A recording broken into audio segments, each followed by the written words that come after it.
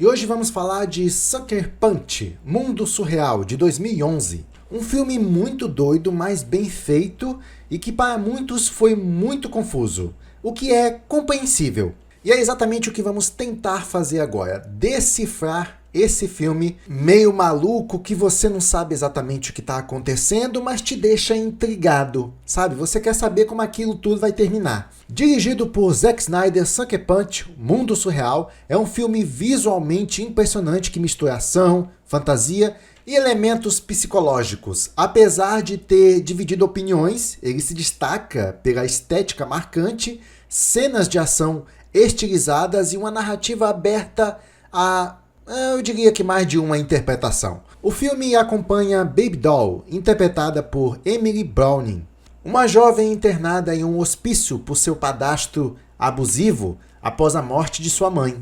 Para escapar da dura realidade, ela mergulha em um mundo de fantasia onde precisa lutar contra, samurais, gigantes, robôs e dragões para encontrar uma forma de se libertar. Ela se une a outras pacientes, Sweet Pea, Rocket, Broody e Amber, para completar uma missão que pode levá-las à liberdade. Não tá entendendo nada, né? Mas calma aí que a gente vai tentar interpretar tudo isso aqui. A história se divide em 3 camadas narrativas. O mundo real, que é o hospício, onde Baby Doll está presa e enfrenta o seu destino. O bordel fantasia, uma ilusão criada por sua mente para lidar com o trauma. E, claro, os mundos de batalhas, representações estilizadas das tentativas de fuga. Com relação ao estilo visual e direção do filme, o Zack Snyder entrega seu estilo inconfundível, com aquela lendária câmera lenta, exagerada, filtros escuros e cenas de ação que parecem saídas de um videogame. O filme se destaca pelo visual de steampunk, cyberpunk e fantasia medieval, criando batalhas épicas que mais parecem aqueles jogos de RPG, sabe? MMO, com mundo fantasioso, coisa do tipo. A trilha sonora também é um show à parte, com versões reimaginadas de músicas icônicas como Sweet Dreams e Army of Me, que deixa um pouco mais a experiência do filme elevada na intensidade. Agora, com relação às mensagens e temáticas do filme, o filme aborda questões como trauma, abuso, empoderamento feminino e escapismo, mas de forma ambígua. Enquanto algumas cenas sugerem uma metáfora de libertação, outras podem ser interpretadas como uma glamorização da objetificação das personagens. O final ele é aberto e provoca certos debates. Baby Doll realmente escapou ou foi lobotomizada? Para quem não sabe o que é lobotomia, é um procedimento cirúrgico que costumava ser feito no cérebro para tratar doenças mentais graves. Era muito comum entre as décadas de 1930 e 1950, que é onde o filme se passa. Mas a lobotomia é considerada uma técnica cruel e ineficaz. Porque, veja bem, no final do filme, a Baby Doll, a protagonista, ou supostamente protagonista, você já vai entender por quê. É porque, veja bem, ok, ela é lobotomizada no final do filme. O que significa que o médico destruiu parte do seu cérebro para que ela ficasse dócil, obediente e incapaz de reagir. Esse procedimento era feito inserindo um instrumento pelo olho ou perfurando o crânio.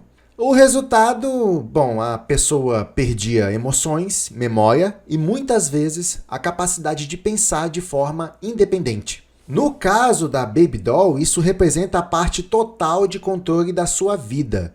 Mas o filme sugere que mesmo assim sua mente encontrou uma forma de escapar. É isso aí, já estamos destrinchando o filme aqui, começando justamente pelo final. Lembrando mais uma vez que ela foi colocada no hospício pelo padrasto cruel que alegava que ela era louca. Mas não era não, a menina só foi injustiçada.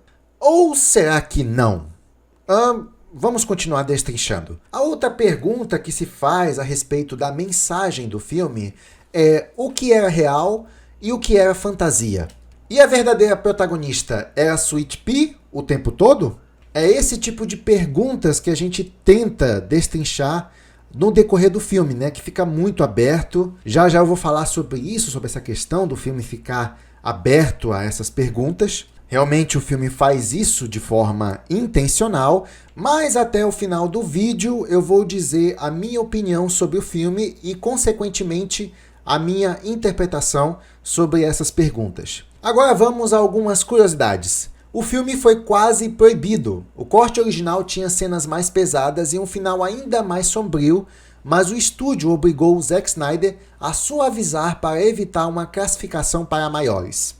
O elenco passou por treinamento militar, as atrizes principais fizeram meses de treinamento físico intenso com um ex-militar para ficarem preparadas para cenas de luta. Influências de videogames, a estética e a narrativa do filme foram fortemente inspiradas por videogames como Final Fantasy, BioShock e Metal Gear Solid.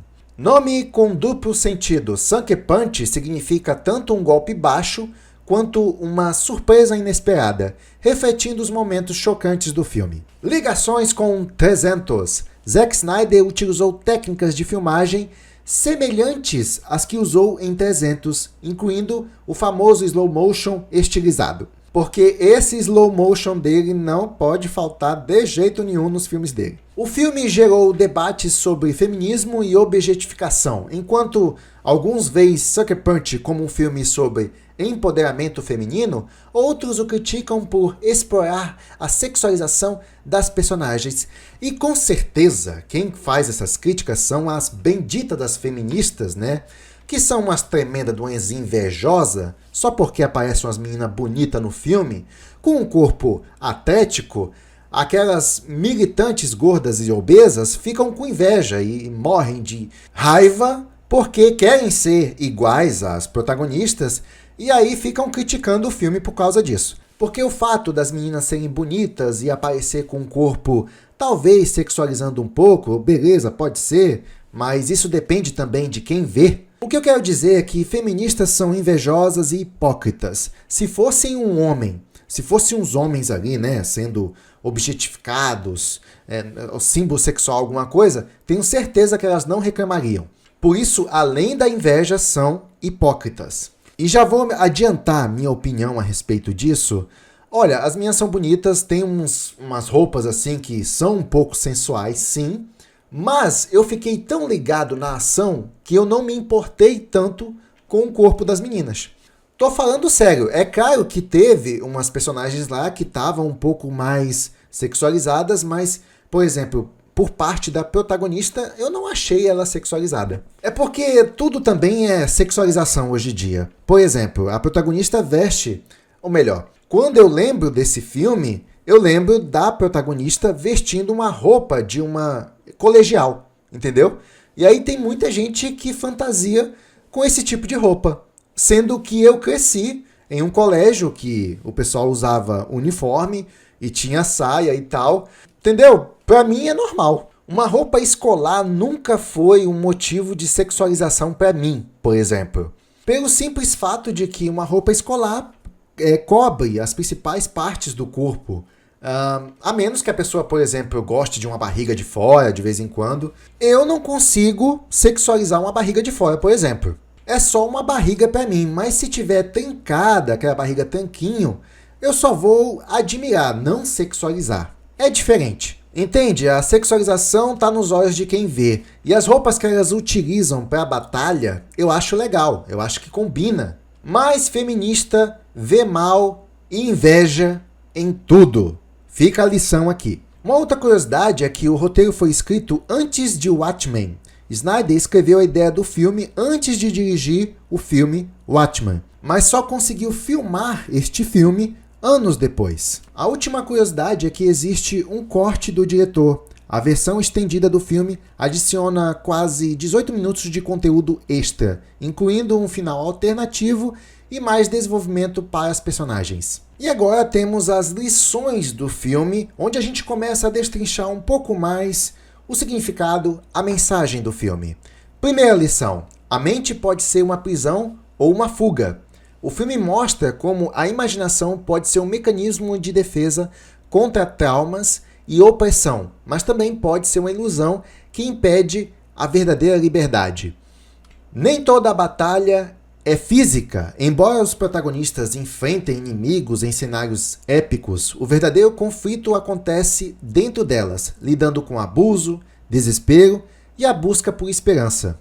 A outra lição é que a força vem da união. As personagens só conseguem avançar quando trabalham juntas, mostrando a importância da amizade e do apoio mútuo em momentos difíceis. O sacrifício pode ser necessário. Baby Doll percebe que para Sweet Pea escapar, ela precisa se sacrificar. Isso reforça que, às vezes, a vitória vem de abrir mão de algo importante. Outra lição é que a realidade nem sempre é justa. O filme deixa claro que o mundo pode ser cruel, mas a forma como lidamos com isso define nossa resistência e capacidade de superar desafios. A liberdade nem sempre é física. Mesmo quando Baby Doll é lobotomizada no final, há sugestões de que sua mente encontrou paz. Isso levanta a ideia de que a verdadeira liberdade pode estar dentro de nós. O poder está dentro de você. A frase, "Você tem todas as armas de que precisa, agora lute", reforça que cada pessoa tem dentro de si o que precisa para enfrentar seus desafios. Com relação ao desempenho em termos financeiros do filme, o filme custou 82 milhões de dólares para ser produzido e faturou nos Estados Unidos, durante sua exibição nos cinemas, 35 milhões de dólares, sugerindo que, numa escala mundial, o filme não se pagou. Foi um prejuízo. E com relação à crítica, ele teve apenas 22% de aprovação no Rotten Tomatoes. Já a audiência foi apenas também 47% de aprovação. Certo, agora eu vou dar a minha opinião sobre o filme. Eu acho que ele tem uma estética original, chama muito a atenção esse figurino. Se você for ver a capa do filme, é bem atrativa. Ah, mas você estava dizendo isso só porque tem umas meninas bonitas, não sei o quê. Olha, para começo de conversa, a gente quer ver gente bonita mesmo no cinema. A verdade é essa, tá bom? Não vem com hipocrisia ou coisa do tipo. Mas não é só por isso não, é porque parece ser um filme muito massa de ação. E se você for ver o trailer do filme, é coisa de louco, sabe? Você fica doido para assistir. Caraca, esse filme deve ser muito massa, cheio de ação, efeito especial bem caprichado. Poxa, eu tenho que assistir esse filme. E eu fui com essa expectativa assistir o filme. E eu vou te falar a verdade. As cenas de efeitos especiais e ação não decepcionam. São massa. São muito bacanas mesmo, assim, muito bem feitas. É uma característica do Zack Snyder. Ele sabe dirigir uma cena de ação, mas o problema que eu senti é que, apesar de você ter um efeito especial muito caprichado, cenas de ação impactante, luta bem coreografada, é fora de contexto. Isso mesmo, você vai ver uma pancadaria alucinante, só que fora de contexto. Porque o filme ele tem 3 camadas. Tu não sabe o que está acontecendo, o que uma coisa liga com a outra. A gente sabe mais ou menos que essas cenas de ação, elas são simplesmente uma válvula de escape para a protagonista lidar com as situações do mundo real. Vou dar um exemplo. Se ela, por exemplo, está sendo de alguma maneira pressionada a dançar no mundo real, ela se imagina, ela vai com a mente dela para outro universo e se imagina lutando com samurais gigantes e tal, enquanto executa os movimentos de dança. Você entendeu? É meio confuso, mas você assistindo o filme fica mais fácil de entender. Toda vez que ela enfrenta um problema no mundo real, ela se imagina em outro universo enfrentando um problema bem fantasioso, como por exemplo um dragão gigante e feroz. E eu confesso que eu achei tudo isso um grande desperdício.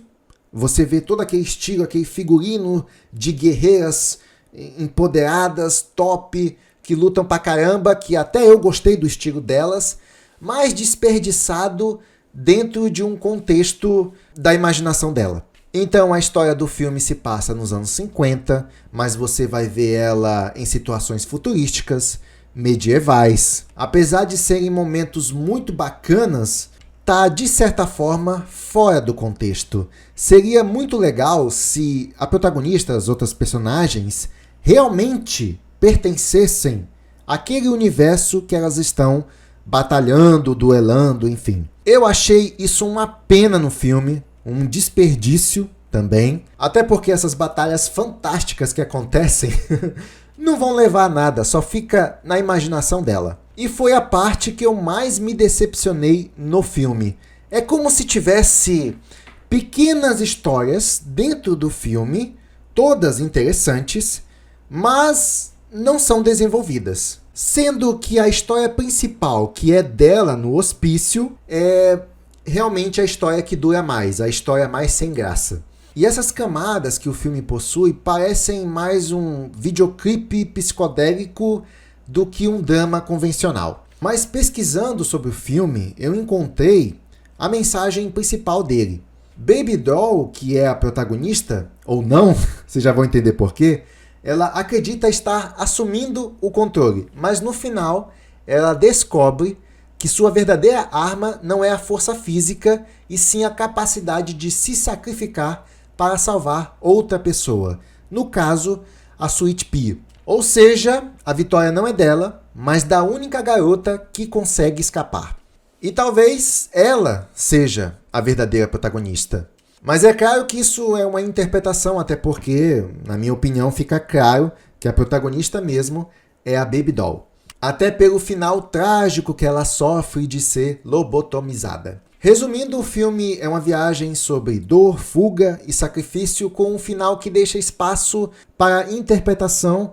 É um sonho de poder, mas com um gosto amargo de impotência. E ressalto que, com relação a essa interpretação do filme, que você realmente pode ficar um pouco confuso assistindo, mas é que, devido às minhas pesquisas, ficou claro qual foi o resultado final do filme, que é justamente essa questão do sacrifício, de ter que proteger uma outra garota e tal. Mas aqui vem uma informação a mais, que é no final do filme, quando ela é lobotomizada, deixa entender que ela estava esperando por isso, entendeu?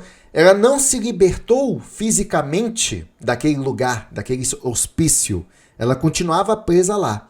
Mas ela achou que seria melhor se libertar de uma outra forma. A sua mente.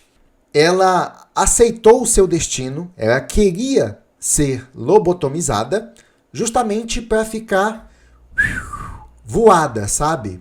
Só ficar no mundo da fantasia, que é o que provavelmente acontece com uma pessoa lobotomizada, que tem parte do seu cérebro danificado. No caso, ela quer esse destino. E é assim que ela se liberta de toda aquela angústia. Não fisicamente, mas mentalmente. Olha que doideira.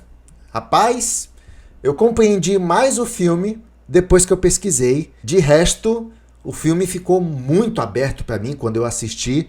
Eu não estava entendendo nada, mas eu confesso que depois de pesquisar, eu achei o final interessante. Mas se eu só estou entendendo agora, é porque o filme fracassou em passar essa mensagem. Isso é o que dá você fazer um filme muito aberto, aí as pessoas acabam imaginando coisas que não foi exatamente o que o diretor quis passar. Então eu não gosto disso, o filme tem lições interessantes, só não foi bem dirigido o filme. Estão entendendo o que eu quero dizer? Se o filme não consegue passar a mensagem para o público, para mim ele fracassou, e isso tudo justifica o fracasso do filme também. Uma pena de verdade. O filme é bem feito, as coreografias de luta são bem feitas, os efeitos especiais são bem feitos, tem uma superprodução, tem um ótimo elenco, mas foi mal dirigido. Não soube contar a história de uma forma que fosse interessante e também não soube passar as mensagens de uma forma que poderia ser interessante também. Bom, é isso. Essa é a minha opinião sobre Sucker Punch, Mundo Surreal, um filme com uma experiência única, que mistura fantasia e psicologia de forma eletrizante, mas que pode te deixar confuso. Se gostou, deixa seu like, também não deixe de comentar aqui embaixo o que você achou do filme, se gostou ou não, se entendeu. Eu confesso que eu fui me decepcionando cada vez mais à medida que o filme desenrolava. E é isso, sem mais senhores, vou ficando por aqui. Até o próximo vídeo. Até lá! One,